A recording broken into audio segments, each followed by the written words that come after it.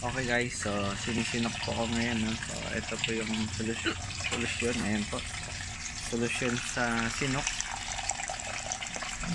So wala kayo ng tubig. Ayan, so pansin nyo naman. So ganito po ang pag-inom.